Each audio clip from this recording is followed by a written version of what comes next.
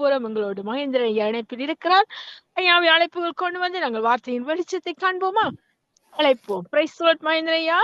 Price lord sister. Praise lord. Praise lord Mahendran ஐயா. கர்த்தராகிய இயேசு கிறிஸ்துவின் நாமத்தினால வார்த்தையின் வெளிச்சத்தின் பகுதி கூட உங்களை வாழ்த்தி வரவேற்கிறேன். எடுத்து வாருங்கள் ஐயா, வெளிச்சத்தை காண ஆவலாய் இருக்கின்றோம். ஆமென். ஜெபம் செய்வோம். அன்பான பரலோக தகப்பனே சுவாமி, இந்த சங்கம வானொலியின் நித்திய வெளிச்சத்திலே 2வது செய்தி கொடுக்க கிருபை செய்த கிருபைக்காக உமக்கு நன்றி ஆண்டவரே. ஐயா, இந்த செய்தியை நீர் மறைத்து நீர் பேச வேண்டுமாக எல்லாம் வல்ல இயேசு கிறிஸ்துவின் அதிகாரமுள்ள நாமத்தினாலே ஜெபிக்கிறேன் பரமபிதாவே. ஆமென் ஆமென். இன்றைய நாளிலே தேவனுடைய செய்தியின் தலைப்பு தேவனுடைய இரக்கத்தை பெறுவது எப்படி. தேவனுடைய இரக்கத்தை பெறுவது எப்படி. சங்கீதம் 103:8-9 சொல்லுகிறது. சங்கீதம் 103:8-9, கர்த்தர் உருக்கமும் இரக்கமும் நீடிய சாந்தமும் மிகுந்த கிருபையும் உள்ளவர், அவர் எப்பொழுதும் கடிந்து கொள்ளார், என்றைக்கும் கோபம் கொண்டார். கர்த்தருடைய குணாதிசயம் நம் உள்ளத்தை உருகச் செய்கிறது. அவரை போல நம்மை நேசிக்க கூடியவர் ஒருவரும் இல்லை. அவரை போல மனதுருக்கம் உள்ளவர் ஒருவரும் இல்லை. அற்புதங்களை செய்கிறதில் அவருக்கு நிகரானவர் உண்டோ? கர்த்தர் இரக்கமும் கிருபையும் நீடிய சாந்தமும் மகா தயவும் சத்தியமுள்ள தேவன். யாத்ராமம் 34:6 சொல்கிறது. நம் தேவனாய கர்த்தர் கிருபையும் இரக்கமுள்ளவர். நீங்கள் அவரிடத்துக்கு திரும்பினால் அவர் தமது முகத்தை உங்களை விட்டு விலகுதில்லை என்றார். 2 நாளாக 39. நெகேமியா ஜெபிக்கும் போது, தேவனே உமது மிகுந்த இரக்கன்படியே அவர்களை நிர்மூலமாக்காமலும் அவர்களை கைவிடாமலும் இருந்தீர், நீர் கிருபையும் இரக்கமுள்ள தேவன் என்றார். நெகேமியா 9:32. தாவீது ராஜா சொல்லும் போது, கர்த்தர் கிருபையும் நீதியும் உள்ளவர், நம்முடைய தேவன் மன துருக்கம் உள்ளவர். இந்த தீர்க்கதரிசியாகிய யோவேலும் கூட இஸ்ரவேல் ஜனங்களுக்கு ஆலோசனை சொல்லும் போது, நீங்கள் உங்கள் வஸ்திரங்களை அல்ல உங்கள் இருதயங்களை கிழித்து உங்கள் தேவனாய கர்த்தரிடத்தில் திரும்புங்கள், அவர் இரக்கமும் மன உருக்கமும் நீடிய சாந்தமும் மிகுந்த கிருபையும் உள்ளவர், அவர் தீங்குக்கு மனஸ்தாபடுவருமாய் இருக்கிறார் என்றார். நீர் இரக்கமுள்ள மனதுருக்கமுள்ள நீடிய சாந்தமுள்ள மிகுந்த கிருபையுள்ளவர், தீங்குக்கு மனஸ்தாபடுவருமான தேவன் என்று அறிவேன் என்று யோனா 4:2 கூறுகிறது. பழைய ஏற்பாட்டு பரிசுத்தவான்களுக்கு மட்டுமல்ல, புதிய ஏற்பாட்டிலும் அவருடைய அன்பும் மனதுருக்கமும் கிருபையும் மாறிவிடவில்லை. அப்போஸ்தலர் யாக்கோபு எழுதும் போது, கர்த்தர் மிகுந்த உருக்கமும் இரக்கம் உள்ளவராயிருக்கிறார் என்று குறிப்பிடுகிறார். நம்முடைய தேவனாய கர்த்தர் நேற்றும் என்றும் என்றும் மாறாதவர். பழைய ஏற்பாட்டு காலத்தில் எவ்வளவு இரக்கமுடையவராயிருந்தாரோ அதே போலவே புதிய ஏற்பாட்டு காலத்திலும் இரக்கமுடையவராய் இருந்தார். இன்றைக்கு அவர் இரக்கமுடையவராய் இருக்கிறார். நான் கர்த்தர், நான் மாறாதவர் என்று அவர் சொல்லுகிறார். அப்போஸ்தலர் பவுல் இரக்கத்தில் மிகுந்த ஐஸ்வர்யமுள்ளவர் என்பதை அறிந்தார். அதனால்தான் நம்மேல் மனதுருகி பரலோகத்தை துறந்து வனாந்திரம் போன்ற இந்த உலகத்துக்கு வந்தார். பாவியரின் சிநேகிதன், ஆயக்காரன் நண்பன் என்று அழைக்கப்பட்டார். இரக்கத்தில் ஐஸ்வரம் உள்ளவராய் கிராமம் கிராமமாய் பட்டணம் பட்டணமாய் சென்றார். பகலெல்லாம் சுவிசேஷம் அறிவித்தார். இரவெல்லாம் மக்களுக்காக பரிதபித்து ஜெபித்தார். மேய்ப்பன் இல்லாத ஆடுகளைப் போல இருந்த மக்களை பார்த்து மனதுருகன் இரகசியம் என்ன? பிசாசுகளை துரத்தி குஷ்டரோகிகளை சுத்தமாக்கி வியாதிப்பட்ட அனைவரையுமே குணமாக்க இரகசியம் என்ன? அவருடைய மகா இரக்கம் அல்லவா? அவர் மனதுருகி குருடரின் கண்களை தொட்டு குணமாக்கினார். 400 விதவின் கண்ணீரை கண்டார். மனதுருகி அழாதே என்று சொல்லி மகனை உயிரோடு எழுப்பினார். இன்றைக்கும் நீங்கள் மனம் திரும்பி கல்வாரி சிலுவையில் ஓடி வருவீர்களானால் அவர் மனதுருவி உங்களுக்கு எதிர்கொண்டு ஓடி வந்து உங்களை தமது இரத்தத்தினால் கழுவி பாவ மன்னிப்பையும் நித்திய ஜீவனையும் அருளி செய்வார். அன்று கெட்டகுமாரன் கண்ணீரோடு தகப்பனை திரும்பி வந்தபோது தகப்பன் அவனை கண்டு மனதுருகி ஓடிப்போய் அணைத்து கொண்டு முத்தமிட்டான். துன்மார்க்கர் தன் வழியை மக்கள் தன் நிலை விட்டு கர்த்தரிடத்தில் திரும்ப கடவன். அவர் அவன் மேல் மனதுருகுவார். நம்முடைய தேவனத்துக்கே திரும்ப கடவன். அவர் மன்னிக்கிறதுக்கு தவிர்த்திருக்கிறார். பல வேளைகளில் நாம் மற்றவர்கள் இரக்கத்துக்காக எஞ்சுகிறோம். ஆனால் பலரும் கல் நெஞ்சவர்களாய் சுயநலவாதிகளாய் இரக்கம் செய்வதில்லை. மனிதர் வர வர மிருகங்களைப் போல மாறி வருகிறார்கள். ஜாதி கலவரங்கள், மத வெறிகள் தாண்டவமாடுவதற்கு காரணம் என்ன? இரக்கமற்ற சுபாவம் அல்லவா? ஆனால் நம் ஆண்டவரை பாருங்கள், தன்னிட்ட வருகிற ஒருவரை அவரை புறம்பே தள்ளுவதில்லை. மனதுருகி நம்முடைய ஜெபத்தை கேட்கிறார். இவ்வளவு அருமையான ஆண்டோட இரக்கத்தை நாம் பெற்றுக்கொள்ள என்ன செய்ய வேண்டும்? தேவனுடைய மனதுருக்கத்தை பெற்றுக்கொள்ள வேண்டும். எப்படி மனதுருக்கத்தை பெற்றுக்கொள்ளும்? பாவத்தை அறிக்கையிட்டு விட்டு விடுங்கள், இரக்கம் பெறுவீங்கள். நீதிமொழிகள் 20:13 சொல்லுது, தன் பாவங்களை மறைக்கிறவன் வாழ்வடைய மாட்டான், அவைகளை அறிக்கை செய்து விட்டு விடுகிறவனோ இரக்கம் பெறுவான். பாவங்கள் தான் நமக்கும் தேவனுக்கும் இடையே பிரிவினை உண்டாக்குறது. தடுப்பு சோறாய் குறுக்கே வருகிறது. தேவனுடைய இரக்கத்தை பெற முடியாதபடி அவருடைய முகத்தை மறைக்கிறது. பாவம் சாத்தானோடு இணைந்தது உண்டு. பாருங்கள், இந்த இரகசிய பாவங்களை வெளியே சொல்ல முடியாதவர்களால, சபையிலே சொல்ல முடியாது, தன்னுடைய சகோதர சொல்ல முடியாது. அந்த இரகசிய பாவம் உங்களுக்கு இருக்குமானால் நீங்கள் முழங்கால் பட்டு ஆண்டவரோடு கதற வேண்டும். ஏனென்றால் பரிசுத்தமோ தேவனுடைய குணாதிசயம். ஆகவே பாவத்தை அறிக்கை செய்து விட்டு விடும்போது பாவ மன்னிப்பை பெறுகிறோம், இரட்சிப்பின் சந்தோஷத்தை பெறுகிறோம், தேவனுடைய பிள்ளைகள் என்று அழைக்கப்படுகிற சிலாகியத்தை பெறுகிறோம். நம்முடைய பக்தியை நம்பியோ சுயநீதியை நம்பியோ சர்மாக்க நிறைய நம்பியோ ஒருவரும் கத்திரண்ட வர முடியாது. நாம் எல்லோரும் பாவியல் தான். நாம் எல்லோரும் பாவம் செய்து தெய்வ மகிமேற்றுவரானோம். நீதிமான் ஒருவனாகவும் இல்லை. ஒரு பரிசேயன் தன்னுடைய சுயநீதியெல்லாம் உயர்த்தி கத்திரத்தில் ஜெபம் பண்ணி கொண்டது. ஆனால் ஆயக்காரனோ தன் கண்களை கூட வானத்துக்கு எடுக்க துணியாமல் மார்பிளை அடித்துக்கொண்டு பாவியாகி என் மேல் கிருபையார் சொல்லி ஜெபித்தான். அவனே நீதிமானாக்கப்பட்டு தன்னுடைய வீட்டுக்கு திரும்பினான்.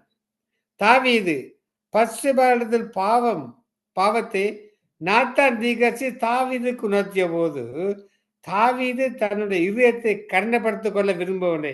நொறுங்குண்ட இதயத்தோடு கண்ணீரோடு மனம் திரும்பினார். தேவனுக்கேற்ற பழிகள் நொறுக்குண்டாகுதான். தேவன் நொறுங்குண்டதுமான இதயத்தை புறக்கணிப்பில்லை என்று அழுது புலம்பி இரக்கத்தை பெற்றார். அவர் இந்த 51ஆம் சங்கீதத்தில் அருமையான சங்கீதம். அவன் ஆண்டவருடைய பாதத்தை நோக்கி கதறுகிறான். தேவனே உமது கிருபையின்படி எனக்கு இறங்கும், உமது மிகுந்த இரக்கங்களின் படி என் மீறுதல் நீங்க என்னை சுத்திகரியும். தேவனே உமது கிருபையின்படி எனக்கு இறங்கும். பாருங்கள், 51ஆம் சங்கீதம் 4ஆம் வசனத்தில் தேவரீர் ஒருவருக்கே விரோதமாக நான் பாவம் செய்து உமது கண்களுக்கு முன்பாக பொல்லாங்கானதை நடப்பித்தே நீ நீதும் போது உம்முடைய நீதி விளங்கவும், நீ நியாயந்திக்கும் போது உம்முடைய பரிசுத்தம் விளங்கவும் இதை அறிக்கையிடுகிறேன். பாருங்கள், இந்த பாவத்தை கொண்டு எங்கே சொல்றாருன்னா, இதோ நான் துர்குணத்தில் யுருவானேன், என் தாய் என்னை காவத்தில் கப்பந்தரித்தாள் என்று அழுது புலம்பி பாடுகிறான். பரிசுத்தமா தேவனுடைய குணாதிசயம். ஆகவே பாவத்தை அறிக்கை செய்து விடும்போது பாவ மன்னிப்பை பெறுகிறோம், இறைப்பின் சந்தோஷத்தை பெறுகிறோம். அதாவது சலமோன் உருக்கமாய் வேண்டிக் கொண்டார், உம்முடைய ஜனங்கள் உமக்கு விரோதமாய் செய்த பாவத்தையும் உம்முடைய கட்டளையை மீறி அவர்கள் துரோகங்களையும் எல்லாம் மன்னித்து அவர்களை சிறைப்படுத்தி கொண்டு போறவர்களுக்கு இரக்கம்தான் இரக்கத்தை உங்களுக்கு கிடைக்க பண்ணுவீராக. பாருங்கள், ஒற்றையொரு முறை பாவ மன்னிப்பை பெற்றுவிட்டால் போதும் என்பதல்ல. அனுதின சுத்திகரிப்பு நமக்கு தேவை. அனுதின பரிசுத்தமாகவும் நமக்கு தேவை. தேவனுடைய பிள்ளைகளே, சிறு சிறு பாவங்கள் உங்களை அறியாமல் நுழைந்து விட்டால் சிலுவை என்றே ஓடி வந்து விடுங்க. கர்த்தாவே, என் மேல் இரக்கமாயிரும், உமக்கு விரோதமாய் பாவம் செய்தேன், என் ஆத்மாவை குணமாக்கொண்டு சொல்லுங்கள். பூர்வ காலத்து அக்கிரமங்கள் எங்களுக்கு விரோதமாக நினையாதேயும், உம்முடைய இரக்கங்கள் சீக்கிரமா எங்களுக்கு நேருவதாக நாங்கள் மிகவும் தாழ்த்தப்பட்டு போனோம் என்று தாவீது ஜெபிக்கிற சங்கீதம் 79 தாவீது ஜெபிக்கிறார். பாவங்களை நாம் அறிக்கையிடும் போது நம்முடைய குற்ற மனச்சாட்சி மறைகிறது, உள்ளத்தில் சமாதானம் ஏற்படுகிறது. கர்த்தரின் ஜெபத்தை கேட்ட என்ற பெரிய மகிழ்ச்சி உள்ளத்தை பூரிக்க செய்கிறது. முன்னே நீங்கள் தேவனுடைய ஜனங்களாய் இருக்கவில்லை, இப்பொழுது அவருடைய ஜனங்களாய் இருக்கிறீர்கள். முன்னே நீங்கள் இரக்கம் பெறாத, இப்பொழுது இரக்கம் பெற்றவராய் இருக்கிறீர்கள். 1 பேதுரு 2:10 சொல்வது. இரக்கமுள்ளவர்களாய் இருங்கள். இரக்கமுள்ளவராய் இருக்க வேண்டும். தேவனுடைய பிள்ளைகள் இரக்கமுள்ளவர்களாய் இருக்க வேண்டும். இரக்கமுள்ளவர்கள் பாக்கியவான்கள், அவர்கள் இரக்கம் பெறுவார்கள். கேட்டுக்கொண்ட சௌரியே, நரகத்திலே கிடந்த ஒரு சொட்டு தண்ணீருக்காக கெஞ்சிய போது அதே ஐஸ்வர்யானுக்கு இரக்கம் கிடையாமல் போயிற்று. இரக்கம் இல்லாதவனுக்கு இரக்கமற்ற ஒரு தீர்ப்பே கிடைக்கும். வேதம் சொல்லுகிறது, தரித்திரன் கெஞ்சி கேட்கிறான், ஐஸ்வர்யான் கடினமாக உத்தரவு கொடுக்கிறான். துன்மார்க்குடைய கண்களில் அவன் அயலானுக்கு இரக்கம் கிடையாது. தேவனுடைய பிள்ளைகளே, ஏழைகளுக்கு இரக்கம் காட்டுங்கள். ஏழைகளுக்கு இறங்குறவன் கர்த்தருக்கு கடன் கொடுக்கிறான். விதவைகளையும் திக்கற்ற பிள்ளைகளையும் உதவி செய்யுங்கள். கர்த்தர் நல்லோர் மேலும் தீயோர் மேலும் தன் சூரியனை உதிக்க பண்ணி நீதி உள்ளவர்கள் மேலும் அநீதி உள்ளவர்கள் மேலும் மழையை பெய்ய பண்ணுகிறார் அல்லவா? இதை கேட்டுக்கொண்டு சகோதரி கற்பனைகளை கை கொள்ளுங்கள். என்னிடத்தில் அன்பு கூர்ந்து என் கற்பனைகளை கை கூறுகளுக்கு 1000 தலை மட்டும் உறக்கம் செய்வராய் இருக்க. யாத்திராம் 26 சொல்கிறது. கர்த்தருடைய கற்பனைக்கு கீழ்ப்படியாமல் வசத்தை கை கொள்ளாமல் அவரிடம் இரக்கம் செய்யும் இரக்கம் கேட்டால் இரக்கம் கிடைப்பதில்லை. ஆனால் அதே நேரம் கர்த்தருக்கு பயந்து அவருடைய கற்பனைகளை கை கொள்ளும் போது கர்த்தர் 1000 தலைமுறைக்கும் இரக்கம் செய்வார். கர்த்தருடைய கட்டளைகள் பாடமானவர்கள் அல்ல என்று இயேசு சொன்னார். என் நுகத்தை உங்கள் மேல் ஏற்றுக்கொண்டு என்னிடத்தில் கற்றுக்கொள்ளுங்கள், அப்பொழுது உங்கள் ஆத்மாக்களுக்கு இறைப்பாதல் கிடைக்கும். என் நுகம் மெதுவாயும் என் சுமை இலகுவாயும் இருக்கிறது என்றார். மத்தேயு 11:29. உதாரணமாக, ஞானஸ்தானம் பெறுவது கடினமான காரியம் அல்ல. ஞானஸ்தானம் எடுக்கிறதா யாரும் வியாதிப்பட்டோ மரணமடைந்தோ போவதில்லை. மிக சிறிய சாதாரணமான ஒரு காரியம். சில இதற்காக பெரிய விரண்டாவாதம் செய்து கொண்டிருப்பார்கள். கள்ள ஞானஸ்தானம் பெற்றானா என்று கள்ளனுக்கு பின்போய் ஒழித்துக் கொள்வார்களே தவிர, கிறிஸ்து தன்னை தாழ்த்தி ஞானஸ்தானம் பெற்றாரே, அவருடைய அடிச்சொல்லை பின்பற்றி என்று எண்ணுகிறது இல்லை. வேறு சிலர் தசமபாகம் கட்டளைக்கு கீழ்ப்படிவதில்லை. கர்த்தருக்கென்று கொடுக்கும் போது கர்த்தருடைய மனம் மகிழ்கிறது, அவருடைய ஊழியம் பெறுகிறது. மட்டுமல்ல, வானத்தின் பல்களில் தொடர்ந்து இடம் கொள்ளாமல் மட்டும் ஆசீர்வதிப்பார். அவருடைய இரக்கம் அவருக்கு பயந்துள்ளவர்களுக்கு தலைமுறை தலைமுறையாக உள்ளது. தலைமுறையாக கர்த்தருக்கு இரக்கம் செய்கிறார். 1000 தலைமுறைகளுக்கு கிருபையும் இரக்கமும் பாராட்டுவார். யாருக்கு? தேவனுக்கு பயந்து இருக்கிறவர்களுக்கு. கர்த்தருக்கு பயத்துதலே ஞானத்தின் ஆரம்பம். அது ஞானத்தின் ஆரம்பம் மட்டுமல்ல, இரக்கத்தை பெறுவதன் ஆரம்பம் ஆகும். பாருங்க, யோசேப்பு கர்த்தருடைய இரக்கம் அளவில்லாமல் கிடைத்தது. எகிப்திலே உயர்த்தப்படுவதற்கு காரணம் என்ன? பாவ விபச்சாரத்துக்கு வரை ஓடும்படி அவனுக்குள் இந்த தேவ பயம் அல்லவா? இதனால் சிறைச்சாலைக்காரன் கண்களில் தயவு கிடைத்தது, பானபத்திரக்காரன் கண்களில் தயவு கிடைத்தது, முடிவாக பர்வனும் தயவும் இரக்கம் கிடைத்தது. கர்த்தர் யோசேப்பை மிக அதிகமாக உயர்த்தி ஆசீர்வதித்தார். அதே போல கர்த்தருக்கு பயந்த தானியேலுக்கு எவ்வளவு கர்த்தருடைய இரக்கங்கள் கிடைத்தன? தேவனுக்கு பயந்ததினால் ராஜாவின் போஷணத்தினால் திராட்சரசத்தினால் வந்த தீட்டுப்படுத்தலாகாது என்று உள்ளத்தில் உறுதியான தீர்மானத்தை கொண்டார். கர்த்தருக்கு பயப்படுகிற மனுஷன் எவனோ அவனுக்கு தான் தெரிந்து கொள்ளும் வழியை போதிப்பார். தகப்பன் தன் பிள்ளைக்கு இறங்குறது போல கர்த்தர் நமக்கு பயந்தவர்களுக்கு இறங்குகிறார். தமக்கு பயந்து நமது கிருபைக்கு காத்தவருக்கு மேல் கர்த்தர் பிரியமா இருக்கிறார். கர்த்தர் யாருக்கு இறங்குகிறார்? தங்களை தாழ்த்தி கர்த்தரிடத்தில் கேட்கிறவர்கள் இரக்கம் செய்வார். யோசபாத் ராஜாவுக்கு முன்பாக பெரும்படை எதிரிட்டு வந்தபோது தன்னுடைய இயலாமையை உணர்ந்த தேவனுக்கு முன்பாக தன்னை தாழ்த்தினார். எங்களுக்கு விரோதமாக வந்த ஏராளமான கூட்டத்துக்கு முன்பாக நிற்க எங்களுக்கு பெறனில்லை. நாங்கள் செய்ய வேண்டியது என்ன என்று எங்களுக்கு தெரியவில்லை. ஆகையால் எங்கள் கண்கள் உம்மை நோக்கி கொண்டிருக்கிறது என்று ஊக்கமாக ஜெபித்தார். உங்களுக்கு விரோதமாய் பெரும் பிரச்சனைகளா? இரக்கத்துக்காக கர்த்தரை நோக்கி பாருங்கள்.